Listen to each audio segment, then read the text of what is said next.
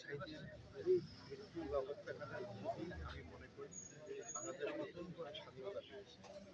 আমরা কথা বলার সুযোগ পেতাম, গণতন্ত্র নির্বাচিত হয়েছে, আমাদের সীমানা আমাদের সীমান্ত অরক্ষিত ছিল, আমাদের রাজনৈতিক এবং সাংস্কৃতিক কোনো অধিকার ছিল, আমাদের গণতন্ত্রকে হত্যা না করলেও নিষিদ্ধ না করলেও প্রকারান্তরে 15.5 বছর একদিকে শাসন কায়েম ছিল।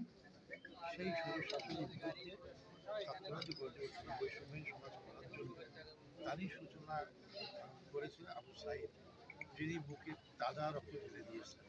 দুনিয়ার ইতিহাস আমি এরকম দেখি, তার ছবি যখন থেকে দেখেছি, সে বুকে বুক পাতিয়ে দিয়েছিল। কিসের জন্য? তার তো কোনো স্বার্থ ছিল না। সে তো মৃত্যুর মাধ্যমে অর্জন করতে পারত। সে যদি মৃত্যুবরণ না করতে জীবিত থাকতো, কি অর্জন করতো? সে দেশের জন্য করেছে, দেশের মানুষের কল্যাণের জন্য করেছে। সে দেখেছে যদি আমি আত্মত্যাগ করি, হয়তো আমার মাধ্যমে যদি আজকে দেশ মুক্ত হয়, যদি স্বাধীন হয়, দেশের জনগণ যদি তার অধিকার ফিরে পায়, তার ভোটের অধিকার ফিরে পায়, সমস্ত অধিকার ফিরে পায়, আমি কিন্তু শান্তি পাবো এবং দেশও মুক্ত হবে। আমি এই জন্য মনে করি আবু সাইদের দেশের যে নতুন পরিবর্তন হয়েছে, সে যে আশায় বুকে রক্ত ঢেলে দিয়েছে, সেই আশা কিন্তু আজকে 10 মাসের জন্য আমরা সেই আশা এগিয়ে যাচ্ছি।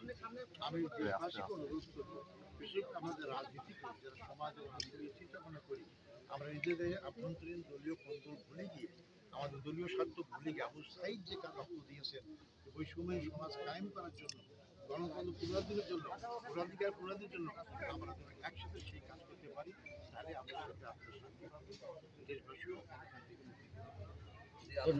জি, যেমনটা শুনছিলেন যে আসলে বাংলাদেশ জামাতে ইসলামী